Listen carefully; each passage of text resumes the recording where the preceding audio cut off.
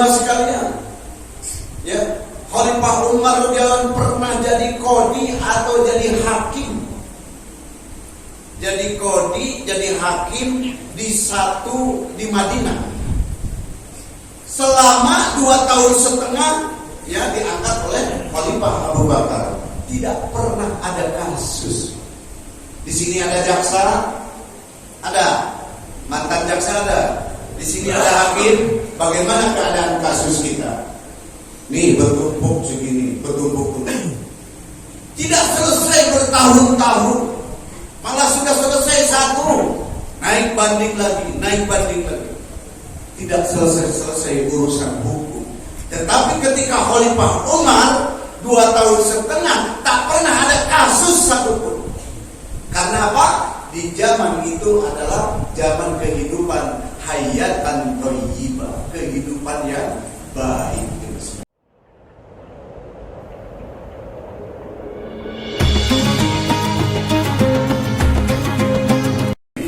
Bismillahirrahmanirrahim. Assalamualaikum warahmatullahi wabarakatuh.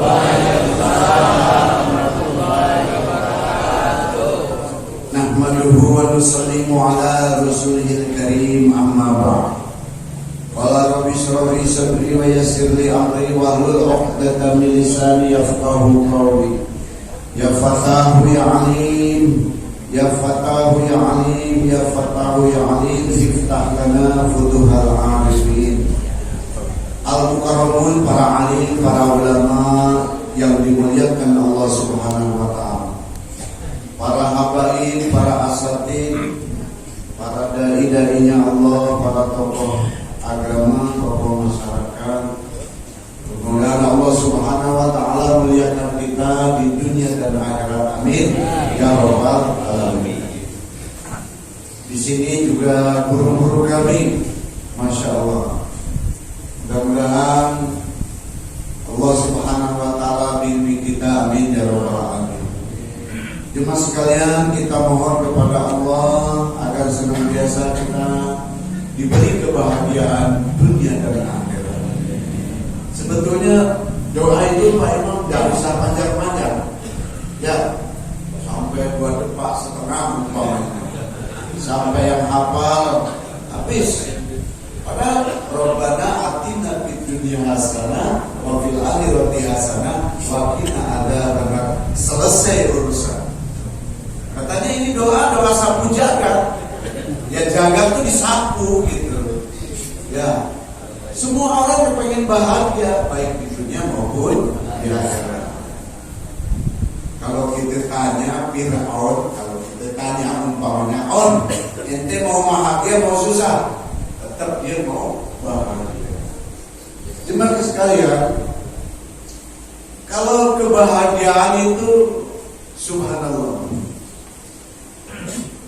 Kebahagiaan itu kalau kita tengok dari kehidupan yang baik, hayatan thayyibah.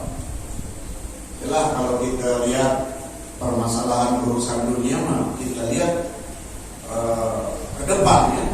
Tapi kalau urusan agama, urusan akhirat lihat ke belakang. Gitu.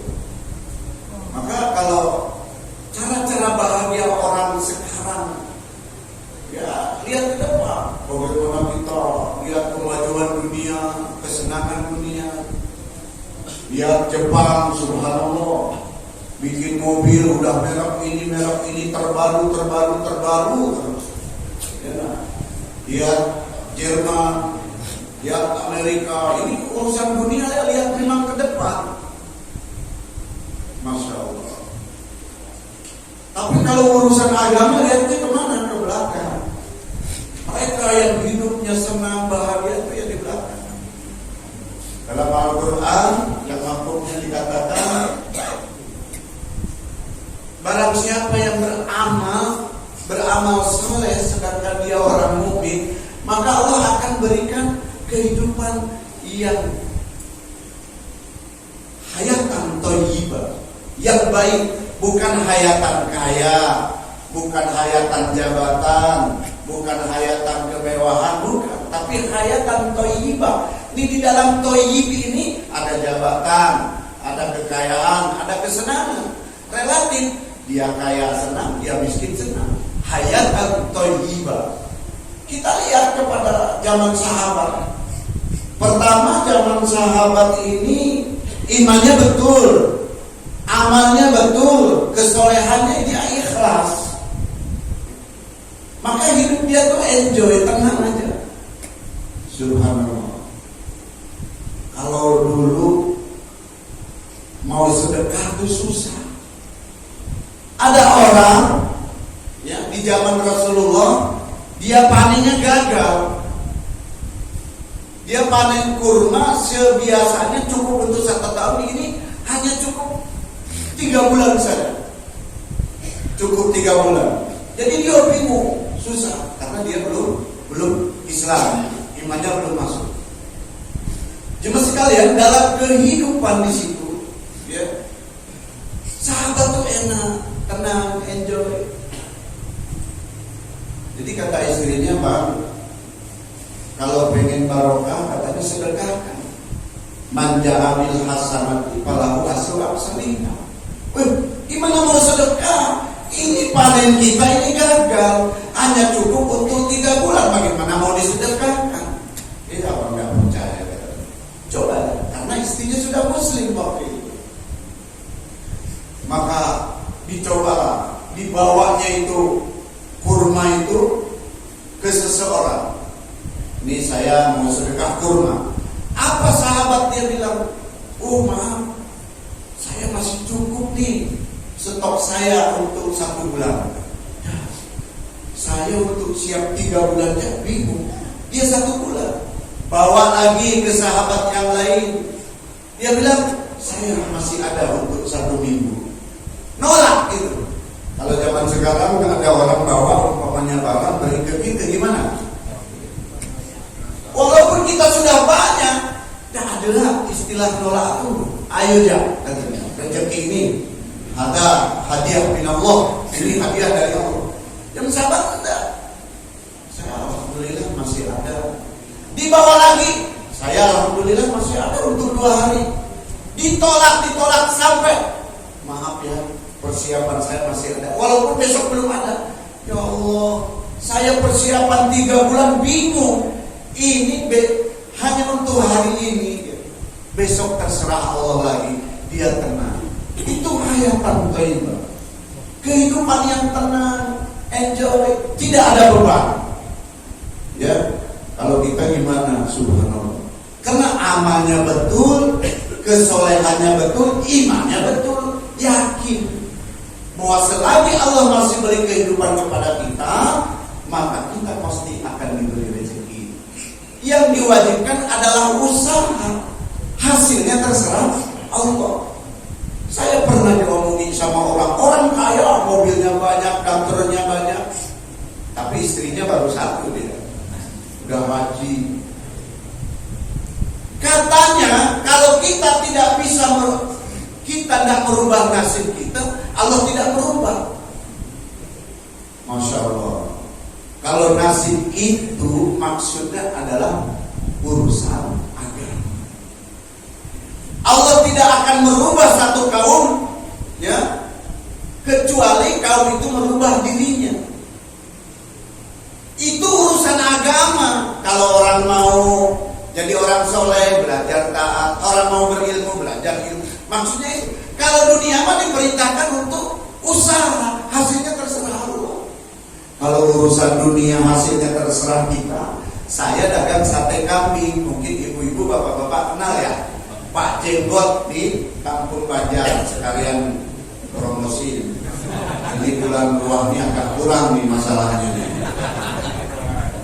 Di Banjar ini pagi undangan, abada duhur undangan, asar undangan, maghrib besok, sampai di data. Ini nasib rumah makan agak sedikit lebih kurang.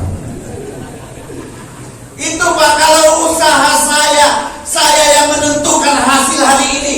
Saya mau hasil 100 juta hari ini. Kalau saya yang menentukan, maka ini salah. Ya, nah, ini urusan agama. Kalau kita mau berubah, pasti berubah. Ya, Jemaah sekalian, zaman dulu tidak ada beban. Seorang jenderal dari Persia diutus untuk datangi ke Madinah, datangi Raja Islam, Khalifah Islam, Umar. Maka jemaah sekalian, seorang jenderal datang menemui Umar radhiyallahu anhu. Di mana rajamu? Kata seorang jenderal dari Persia. Oh, biasanya di masjid. Di mana istananya? Raja kami tidak punya istana. Subhanallah. Dan begitu dicari di masjid tidak ada. Di mana rajamu, khalifahmu? Itu katanya di bawah pohon. Di bawah pohon lagi tidur. Seorang raja tidur di bawah pohon. Subhanallah. Kalau sekarang raja tidur di bawah pohon di mana? Raja ini ke kamar. Dulu pernah ada raja di Indonesia sampai 30. Itu hanya di WC aja yang tidak diputar di TV itu, disorot. Makanya disorot, kunjungan itu, pokoknya di Subhanallah. Tapi Khalifah Umar tidak ada beban. Dia bantalnya pun pakai cemeti. Apa cemeti? Pecut. Pakai bantal di bawah pohon, tidak ada beban. Pun sekarang raja, pengawalan jalannya. Karena Masya Allah, hayatan thayyibah, tidak ada beban, tidak ada masalah, tak perlu dikawal karena tidak ada masalah dengan umat. Hayatan thayyibah, kehidupannya. Rasulullah jemaah sekalian, ya, Khalifah Umar jangan pernah jadi kodi atau jadi hakim. Jadi kodi, jadi hakim di Madinah. Selama 2 tahun setengah ya diangkat oleh Khalifah Abu Bakar. Tidak pernah ada kasus. Di sini ada jaksa, ada mantan jaksa, ada. Di sini ada hakim. Bagaimana keadaan kasus kita? Nih bertumpuk segini, bertumpuk. Tidak selesai bertahun-tahun. Malah sudah selesai satu, naik banding lagi, naik banding lagi. Tidak selesai urusan hukum. Tetapi ketika Khalifah Umar 2 tahun setengah tak pernah ada kasus satupun. Karena apa? Di zaman itu adalah zaman kehidupan hayatan thayyibah, kehidupan yang baik. Cuma sekalian yang mengharap ridhonya Allah Subhanahu wa taala di zaman itu mau zakat aja sulit. Sulit siapa? Bukan sulit yang zakatnya, tapi sulit yang menerimanya. Tapi kehidupan sekarang yang menerimanya banyak, yang zakatnya sulit. Maka jemaah sekalian, tidak ada cara lain. La yuslihul akhiru hadhil ummati ila ma asliha awalan. Tidak akan menjadi baik umat ini apabila tidak mengikuti cara-cara orang terdahulu.